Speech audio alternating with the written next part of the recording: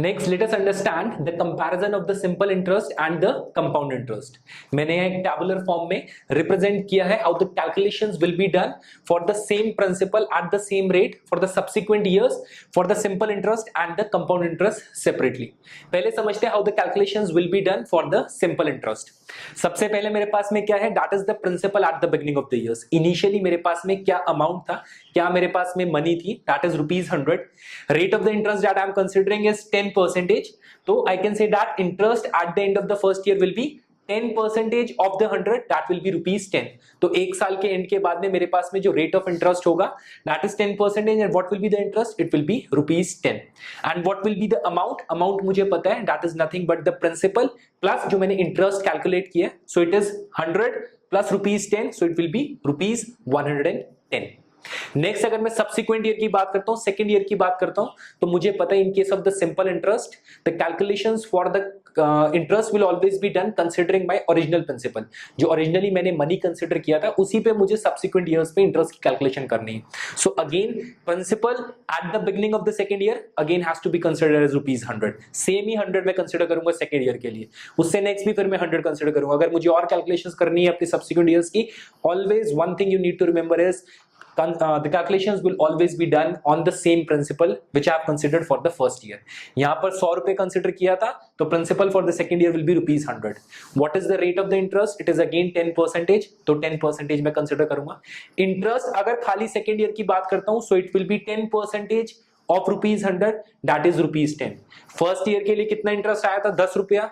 Second year के पास मेरे पास में दोबारा ₹10 आए हैं, तो आई can say that the total interest at the end of the 2 years will be ₹10, will be ₹20। that is 10 for the previous year जो फर्स्ट ईयर के लिए कैलकुलेशंस की थी, और ₹10 फिर मेरे पास में सेकंड ईयर के लिए आया, तो total I can say it will be 10 plus 10 will be ₹20। बात करता हूं amount at the end of the 2 years, it will be the principal plus the interest at the end of the 2 years, that is 100 plus 20 will be ₹120। Next अगर मैं subsequent year की बात करता हूं, third year की, again the calculations have to be done considering the original amount, that is original principal of ₹100। मुझे दोबारा उसको क्या कंसीडर करना पड़ेगा, ₹100 कंसीडर करना पड़ेगा। Interest is 10%, so what will be the interest for this particular, तीसरे ईयर में मेरे पास में इंटरेस्ट कितना होगा, 10% ऑफ ₹100, दैट इज ₹10। टोटल अगर इंटरेस्ट करना है, ₹10 पहले ईयर के लिए आया था, सेकेंड ईयर की बात करता हूं खाली, तो ₹10 आया था, तो that was total 20। Third year में फिर ₹10 मेरे पास में आया, तो 20 plus 10 will be 30, means total interest that has been accumulated at the end of the 3 years is ₹30। Bifurcations में देख चुका हूं, 10 पहले ईयर के लिए, 10 दूसरे ईयर के लिए, 10 तीसरे ईयर के, that is total interest is ₹30। What will be the amount at the end of the 3 years, it will be the principal plus the interest which has accumulated at the end of the 3 years। Amount यही तो मैंने पढ़ा है, principal plus the interest. So amount will be nothing but 100, which was my original principal, original money that I have borrowed, so it will be 100 plus 30, that will be ₹130। so this is the entire calculation, how the calculation goes when I am considering the simple interest। Now let us consider the same money, the same principal at the same rate of interest for the same number of years, that is 3 years, but over here the calculations have been done considering the interest as the compound interest।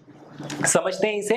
Principal at the beginning of the year is ₹100, rate of interest is 10%, तो interest कितना आएगा, पहले साल में मुझे पता है compound interest and the simple interest same रहते हैं, कोई उनके बीच में डिफरेंस नहीं होता है, तो मेरे पास में इंटरेस्ट कितना होगा, that will be 10% of ₹100 which is ₹10। तो मेरे पास में इंटरेस्ट कितना आया at the end of the first year, ₹10। Amount की बात करता हूं, it will be the addition of the principal and the interest that I have calculated, so 100 plus 10 is equal to ₹110। तो you can easily see that interest जो मेरे पास में आया था, ₹10 आया था पहले साल के एंड में, यहां पर भी ₹10 आया। अगर अमाउंट की बात करता हूं, 110 यहां पे आए, यहां पे भी 110 आए, तो you can say that the compound interest as well as the amount at the end of the first year, whether I am considering the calculation for simple interest या compound interest, it remains the same. Changes क्या आएंगे अब subsequent years में आएंगे, और वो हम देख भी सकते हैं कैसे। नेक्स्ट ईयर मैंने प्रिंसिपल जो सिंपल इंटरेस्ट में कंसीडर किया था वो सेम किया था, calculations were always done considering the principal as ₹100, वही मेरा बेस हमेशा रहेगा। But in case of the calculations for the compound interest, नए साल का जो प्रिंसिपल होगा वो प्रीवियस ईयर का जो अमाउंट होता है वो मैं कंसीडर करूंगा।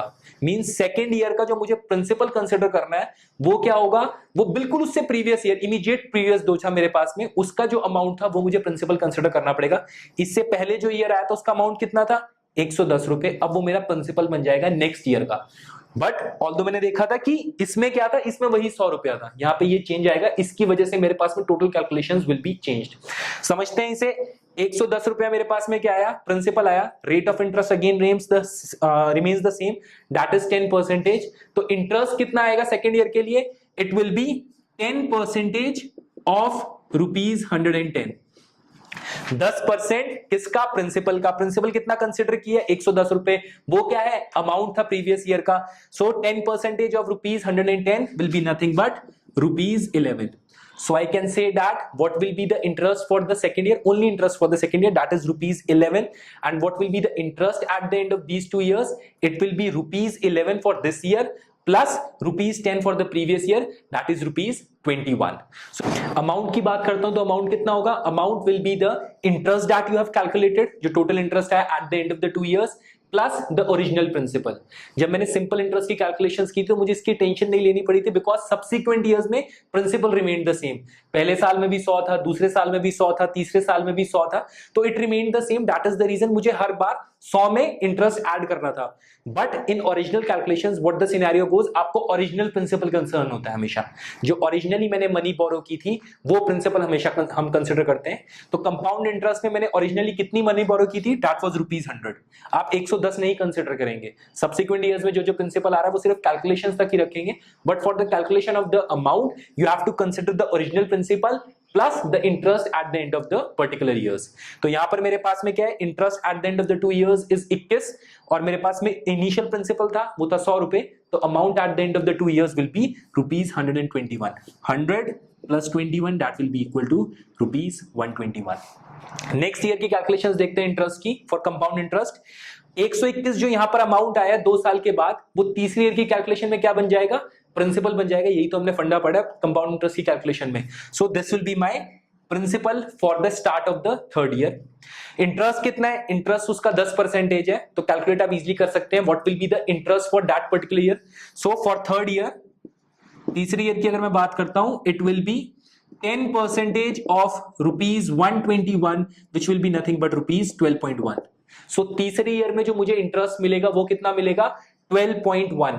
बात करता हूं what will be the interest accumulated at the end of the third year, that will B interest जो पहले 2 साल में एक्यूमुलेट हो चुका था 21 रुपए, प्लस जो तीसरे साल में इंटरेस्ट निकल के आया that is 12.1। So total interest at the end of the 3 years will B 12.1 plus 21 which will be nothing but 33.1। यही मेरे पास में इंटरेस्ट आया at the end of the 3 years। बात करते हैं अमाउंट की, what will be the amount at the end of the 3 years, it will be the original principal that is ₹100 plus the interest which has been accumulated at the end of the 3 years that is 33.1, so it will be 133.1।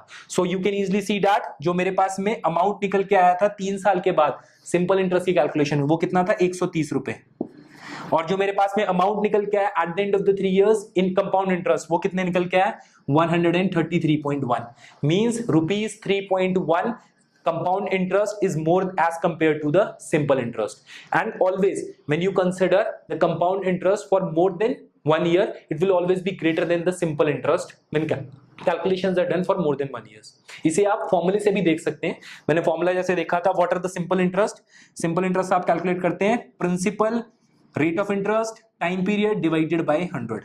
यहां पर simple आपको values डालनी है। What is the principal, it is ₹100। What is the rate of the interest, मैंने 10% consider किया constant, so it will be 10। Time period जो मैंने consider किया it is 3 years, so it will be 3 divide आप करते हैं 100 से, so it comes out to be ₹30। So the total interest at the end of the 3 years will be ₹30, और वो मेरे पास में आया भी है ₹30। अमाउंट कितना होता है, amount is always principal plus the simple interest. Principal original that is 100 plus simple interest जो मैंने कैलकुलेट किया 30, so it will be ₹130 which is the same which I have calculated। so this is the way the calculations goes when you use the formula।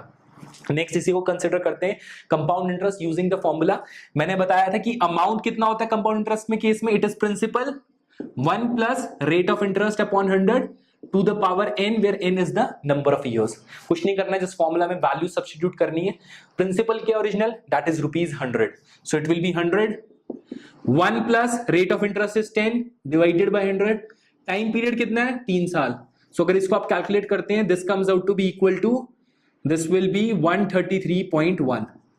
That is amount at the end of the 3 years will be 133.1 और वो आया भी है, वो आप देख भी सकते हैं 133.1. अगर इंटरेस्ट की बात करते हैं तो interest is nothing, compound interest will be amount minus the principal. Amount कितना आया है 133.1. प्रिंसिपल कितना कंसीडर किया है 100 रुपए, तो कंपाउंड इंटरेस्ट कितना आएगा 33.1, which is the same. 33.1 is the interest which has been accumulated at the end of the 3 years. So ये एक basic fail थी how the calculations go जब आप year by year उन्हें consider करते हैं. In case of the simple interest, principal remains the same for the subsequent years. In case of the compound interest, new principal you have to consider is the amount of the previous year. At the same time, you also need to remember the formulas because formulas will be used directly. Hi guys, hope you like the video. तो exams में Excel करने के लिए हमारी video ज्यादा से ज्यादा देखें, लाइक करें, शेयर करें और हमारे चैनल एग्जाम